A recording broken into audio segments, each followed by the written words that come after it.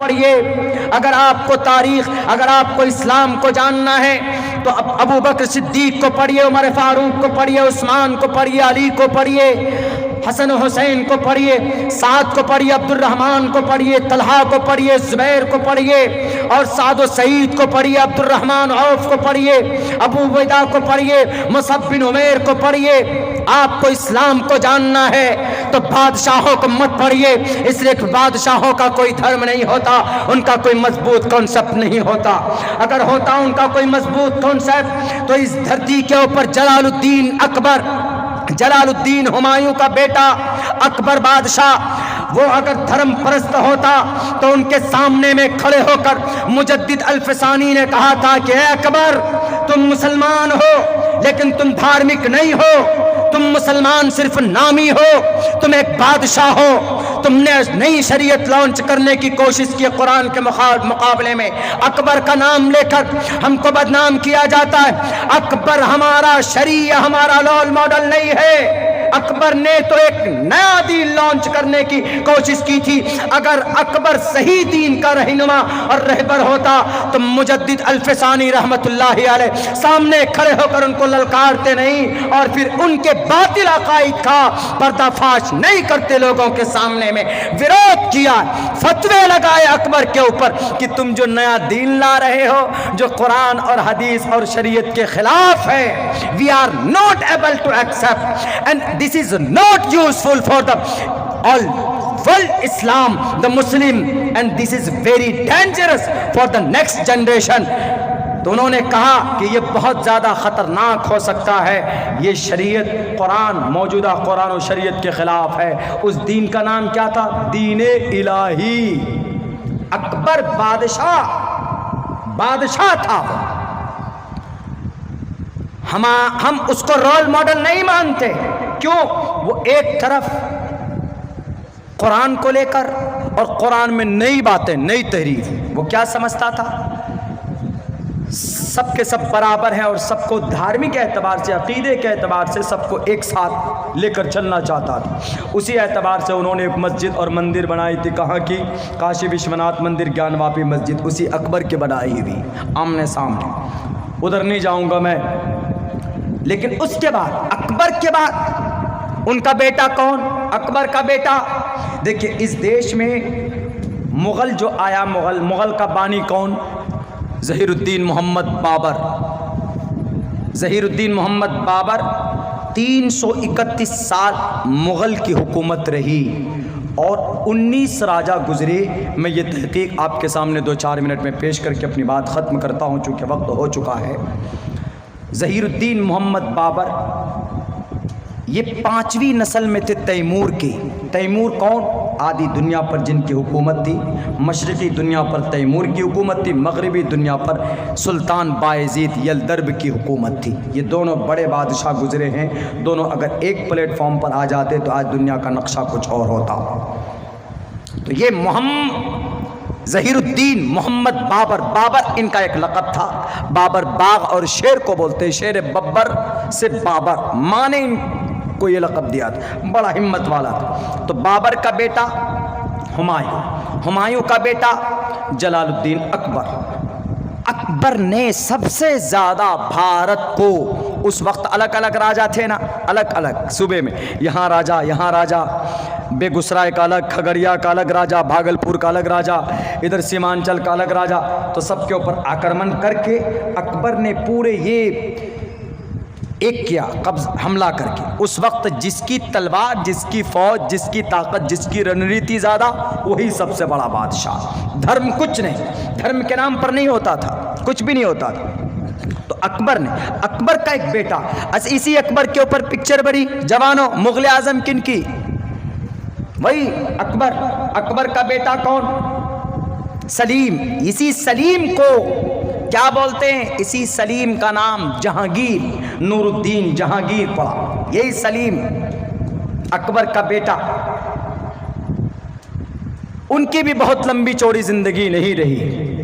ان کے بعد پھر ان کی زندگی میں کون آتے ہیں؟ جہانگیر کے بعد شاہ جہاں، اور شاہ جہاں کی نسل میں آتا ہے کون؟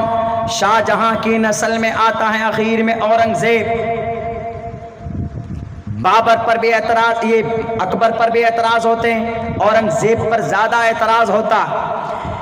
اورنگزیب جب اس ملک میں آیا، جب اس ملک میں وراجمان ہوا، اورنگزیب کے زمانے میں پوری دنیا کی جی ڈی پی ترقی کی ایک کوڈ ورڈ ہے. جی ڈی پی کا مطلب gross domestic products, gross G D P, G gross, D domestic and P product. کتنی ترقی اور کتنی کمائی دیش کی جی ڈی پی. اس وقت پوری دنیا کی جی ڈی پی 4% تھی. 4% میں سے 1%، 3% پوری دنیا، 1% صرف بھارت پیدا کرتا تھا اورنگزیب کے زمانے میں. اور یہ وہ اورنگزیب تھا جو تھا دھرم پرست، دھارمک تھا، لیکن دھرم کے نام پر کسی کو تکلیف نہیں دی، بلکہ اتنا ایماندار بادشاہ آج تک تاریخ کی کسی بڑی کتاب میں نہیں لکھی. Doctor B N Pandey, he was member of parliament 1977. 1977 میں doctor B N Pandey parliament کے ممبر تھے. انہوں نے کہا کہ اورنگزیب پر جتنے الزامات لگتے ہیں وہ غلط ہے، اس لیے کہ اورنگزیب اتنا ایماندار تھا. جب اس کی موت کا وقت قریب آیا تو انہیں اپنے وصیت نامہ کو نکال کر جب دیا ان کی بیوی عالیہ بیگم نے، تو ان کی وصیت نامے کو پڑھیے تو آپ کی آنکھوں سے آنسو نکلیں گے. یہ اورنگزیب وہ تھا جو اتنی بڑی دولت کا، پورے اکھنڈ بھارت کا، پورے بھارت کو اکھنڈ بنانے والا کوئی ماتر بادشاہ تھا. ایک بادشاہ تو اورنگزیب رحمت اللہ علیہ، عالمگیر اورنگزیب رحمت اللہ علیہ.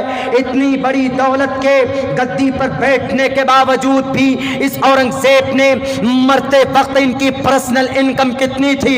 3 لاکھ، 4 لاکھ، 5 لاکھ. سوئس بینک میں بھی اکاؤنٹ تھا کیا؟ بالکل نہیں. بلکہ آج کی تاریخ میں ان نیتاؤں کو جو عوام کے ٹیکس سے 10 لاکھ روپے کی سوٹ پہنتے ہیں، 3 لاکھ روپے کا قلم اور پین استعمال کرتے ہیں، ایک سفر میں کروڑوں روپے خرچ ہوتا. آج کی تاریخ میں یہ نیتا، یہ گونگے اور بہرے، یہ شرابی اور کبابی، یہ ہندو مسلمانوں کو لڑانے والی اسکیمیں اور سازشیں کرنے والے، رچنے والے. لیکن دیکھو اورنگزیب کی زندگی کو. وہ اورنگزیب جب مرتا ہے، مرنے سے پہلے اپنی بیوی کو وصیت کرتا، اے عالیہ بیگم میں مر جاؤں، مرنے کے بعد میرے اس تجوری میں، میرے پاس 2 تجوری. عالیہ بیگم سے کہتا ایک تجوری کو کھول کر دیکھنا، وہاں پر صرف 14 روپے 12 آنے پیسے. ان روپوں کو میں نے حاصل کیا ہے کیسے؟ یہ ٹوپیاں بیچ بیچ کر. ایک شہنشاہ جو پورے بھارت کا کو اکھنڈ بنانے والا اورنگزیب، وہ جب مرتا ہے تو اس کے پاس ماتر 14-12 آنے روپے ہوتے ہیں. 14 روپے 12 آنے یا 12 روپے 14 آنے پیسے ہوتے. اے عالیہ بیگم جب میں مروں تو میرے ان پیسوں سے میرے کفن کو خریدنا، بیت المال سے مت لینا، سوئس بینک سے مت لے، یہ ریزرو بینک سے مت لینا. کیوں؟ وہ عوام کا پیسہ ہے، وہاں مت جانا. اس وقت بیت المال ہوا کرتا تھا. آج کی تاریخ میں ریزرو بینک، بہار گورنمنٹ، بھارت کا بیت المال، ریزرو بینک آف انڈیا لٹا دیا گیا.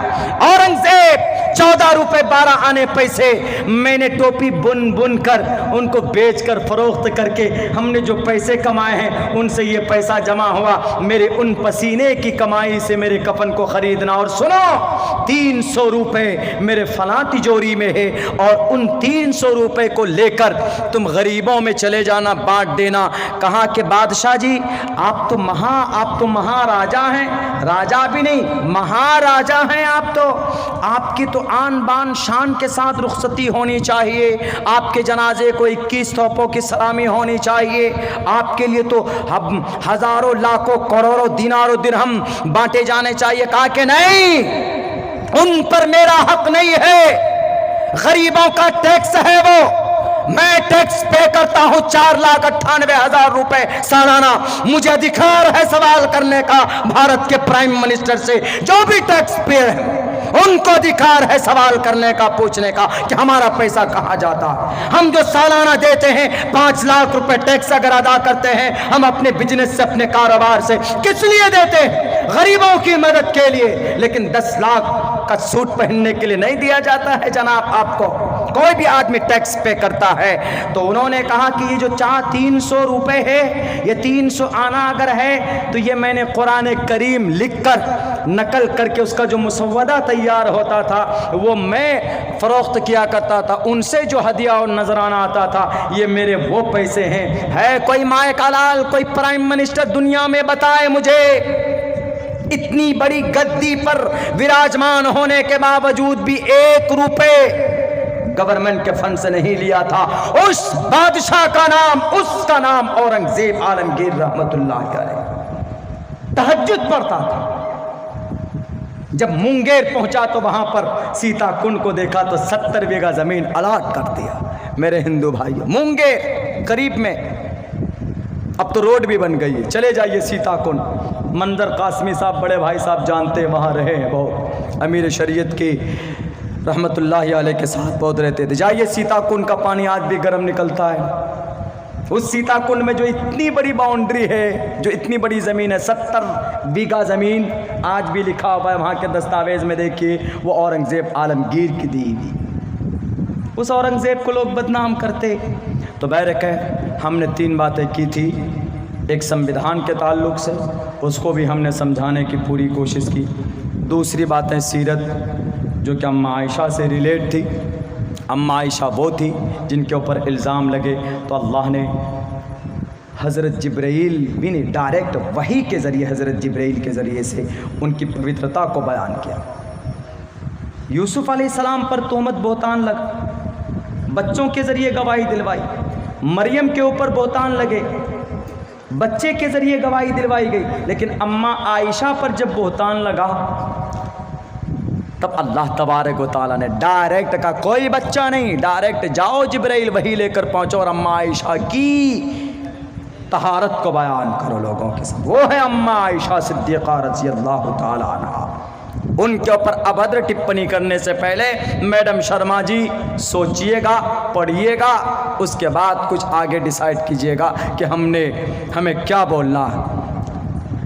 اللہ سے دعا کرتا ہوں کہ اللہ تبارک و تعالی ہم تمام مسلمانوں کو کہنے سننے سے زیادہ عمل کی توفیق دے، اور اس دیش میں ہندو مسلمان اتحاد کے ساتھ رہیں، امن کے ساتھ رہیں، اور جو لوگ ماحول کو خراب کرنا چاہتے ہم تو دعا کرتے ہیں کہ اللہ ان کو ہدایت دے دے۔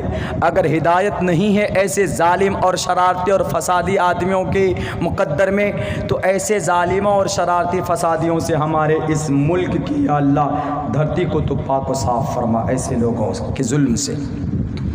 بہت بہت شکریہ ساتھیوں، چونکہ اور بھی ہمارے مقرر ہیں ان کو بھی آپ کو سننا ہے۔ جزاکم اللہ خیراً جزا۔ السلام علیکم ورحمۃ اللہ وبرکاتہ۔